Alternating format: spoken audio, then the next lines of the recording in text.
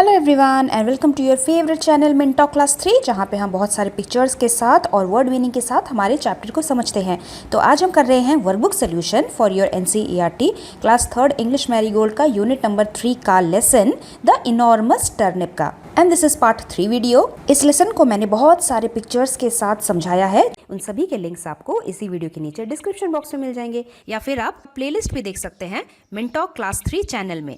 मिनटॉक class 3 channel में आपको class 3 English, class 3 Hindi, class 3 EVS और क्लास 3 मैथमेटिक्स के सभी चैप्टर्स के वीडियोस पार्ट वाइज मिल जाएंगे। But before we start our class, here is a short introduction about me. So let us start our today's class. सबसे पहले पढ़ते हैं text based questions, यानी कि टेक्स्ट बुक से रिलेटेड क्वेश्चंस। जैसे हमारे पास एग्जाम्स में अनसीन पैसेज आते हैं, वैसे ही टेक्स्ट बुक से कुछ लाइंस लेके हमारे पास कुछ एक्स्ट्रा क्वेश्चंस आते हैं एग्जाम में। लेट अस सी कि हम इन क्वेश्चंस के आंसर कैसे फाइंड आउट करते हैं। Read the following lines from the chapter and answer the questions that follows. The lines are up came the enormous turnip. We will help you to eat the enormous turnip, said the old woman and the boy and the girl. And they did. अभी 4 line के ऊपर based करके हमारा पहला question है What came up? क्या came up हमें निकालना है, तो हमें इन लाइंस में केम अप देखना है कि कहाँ पे लिखा है। सो द फर्स्ट लाइन में ही केम अप हमने पढ़ा था। क्या केम अप हुआ था? The enormous turnip. तो जो भी क्वेश्चन व्हाट से शुरू होता है, आंसर हम सबसे पहले लिखते हैं, that is the enormous turnip came up. Next question है name the people who ate the enormous turnip. उन पीपल के नाम लिखिए जिन्होंने खाने में हेल्प की द इनॉर्मस टर्निप को। तो एट या फिर ईट, ये जो शब्द है हमें इन लाइंस में ढूंढना है। तो यहाँ पे हमने ईट पढ़ा था। We will help you to eat the enormous turnip, और यहाँ पे वी कौन है? द ओल्ड वुमन है एंड द बॉय है एंड द गर्ल है। तो आंसर हम यहाँ से लिखना शुरू करेंगे क्योंकि नेम द पीपल लिखा है। So we will write the old woman comma the boy and the girl. उसके बाद सेंटेंस कंप्लीट करेंगे at the enormous turnip. Next question थोड़ा अलग क्वेश्चन है। Write the meaning of the word enormous. The meaning of enormous is what? तो हमें answer यहाँ से लिखना शुरू करना है। The meaning of word enormous is very big या फिर वेरी ह्यूज। उसके बाद देखते हैं हमारा question number 2। We have to state true और फॉल्स, सही या फिर गलत बताना है। Number 1 is the turnip was not enormous. Turnip enormous नहीं था। No, this is false. तो एफ फॉर फॉल्स हम लिखेंगे। Second is the old man and the old woman could not pull out the turnip. Old man ने मिलाकर और old woman ने मिलाकर भी पुल आउट नहीं कर पा रहे थे टर्निप को। हाँ, ये सही बात है, this is true. Third is 4 people were able to pull out the turnip. 4 लोग जब पुल कर रहे थे तभी वो पुल करने में कामयाब हो गए थे टर्निप को। So yes, this is true. 4 लोग कौन थे? Old man, old woman, 1 girl and 1 boy. Fourth is the old man at the whole enormous turnip. Old man ने खाया उस पूरे इनॉर्मस टर्निप को। No, this is false. Enormous turnip को 4 लोगों ने मिलके खाया। Fifth is the girl did not help in pulling out the turnip. क्या गर्ल ने मदद नहीं की थी? नहीं, गर्ल ने तो मदद की थी। तो ये स्टेटमेंट एफ फॉर फॉल्स है। Let us see short answer type questions. Mostly 1 word answer हमें इसमें लिखना होता है। Number 1 is who planted the turnip seeds. इन टर्निप सीड्स को हु किसने प्लांट किया था? तो डायरेक्ट हम लिख सकते हैं ओल्ड मैन ने टर्निप सीड्स को प्लांट किया था, यानी कि ज़मीन में बोया था। Next is what did the old woman tell the old man. बूढ़ी औरत ने क्या बोला था बूढ़े आदमी को? What did she tell? Old woman ने कहा था आई विल हेल्प यू। तो आंसर हमारा यहाँ से आएगा। The old woman said I will help you. और जब भी कोई चीज़ कोई बोलता है सेड के बाद हम इस तरीके से हमारे स्टेटमेंट को लिखते हैं। The old woman said I will help you. अगला क्वेश्चन है who was the third person who came to help. कौन था तीसरा पर्सन जो हेल्प करने के लिए आया था? तो सबसे पहले ओल्ड मैन खुद पुल करने की कोशिश कर रहा था। सेकंड ओल्ड वुमन आई थी।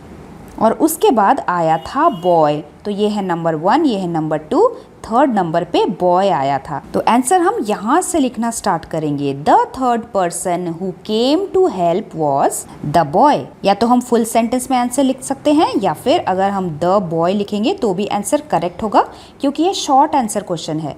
Last is with whose help, किसके मदद के साथ, डिड द ओल्ड मैन, वो बूढ़ा आदमी, was able to pull out the turnip, उस बड़े से टर्निप को बाहर निकालने में कामयाब हो गया था। तो वो था फोर्थ नंबर पे जो गर्ल आई थी, जब वो भी पुल कर रही थी तब जाके वो टर्निप बाहर निकला था। तो हम आंसर में लिखेंगे द गर्ल। इसके बाद हमारा नेक्स्ट है लैंग्वेज बेस्ड क्वेश्चन, यानी कि ग्रामर से रिलेटेड क्वेश्चन। और सबसे पहले हमें मैच द फॉलोइंग करना है कॉलम ए के वर्ड्स के साथ, ऑपोजिट में मैच करना है कॉलम बी में। तो सबसे पहला वर्ड है ओल्ड। ओल्ड मतलब पुराना, और पुराने का ऑपोजिट होता है नया, जिसे हम इंग्लिश में यंग बोलते हैं। Old man and young boy, so we will match with this. Enormous, बहुत बड़ा, इसका ऑपोजिट क्या होगा? छोटा सा, that is small. Next is push, धक्का मारना, इसका ऑपोजिट क्या होगा? खींचना, pull, so it is here.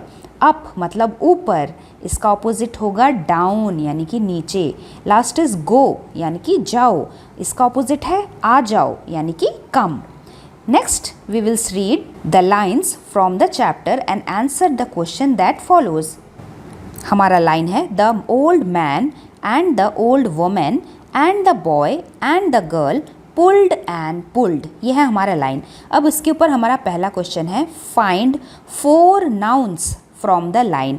अब नाउन हम किसे बोलते हैं? नाम वाले शब्द, ऐसे वर्ड्स जिसमें हमें किसी के नाम का पता चलता है, जैसे किसी इंसान का नाम, कोई जगह का नाम, प्लेस का नाम, किसी एनिमल का नाम या फिर किसी थिंग का नाम। जो भी नाम वाले शब्द हमें दिख जाएंगे उन्हें हम नाउन्स बोलते हैं, या फिर उसे आपने नेमिंग वर्ड्स के नाम से भी लर्न किया है।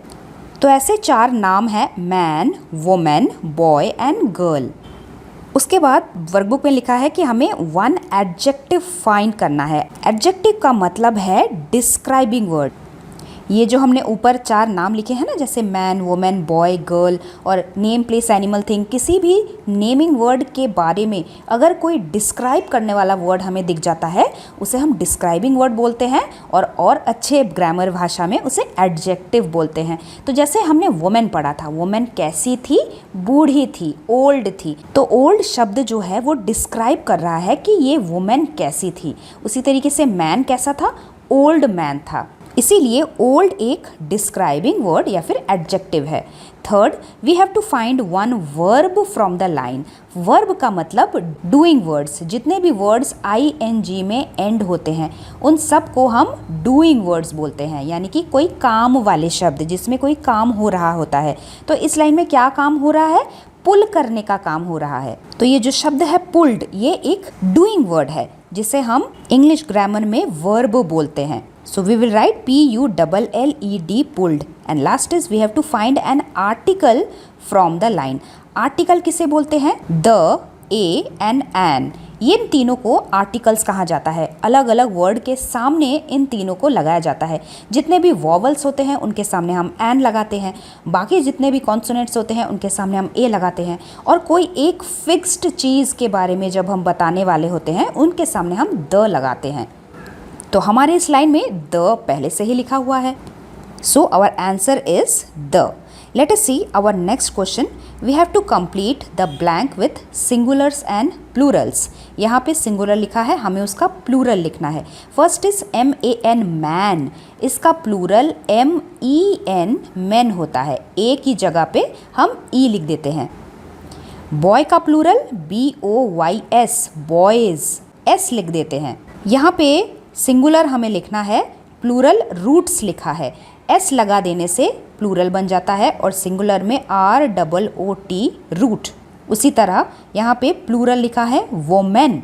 ई की जगह पे अगर हम WOMAN लिख देते हैं वोमेन, तो वो सिंगुलर होता है। एक वोमेन, बहुत सारे women. Next is 1 seed, many seeds, SEEDS।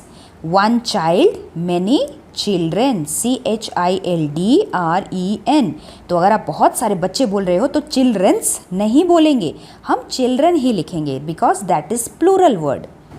Next question number 4, हमारे पास बहुत सारे लेटर्स दिए हैं लेकिन वो जम्बल्ड फॉर्म में है, हमें रीअरेंज करना है और मीनिंगफुल वर्ड बनाना है। तो ये जो वर्ड है ये है टर्निप, TURNIP, टर्निप।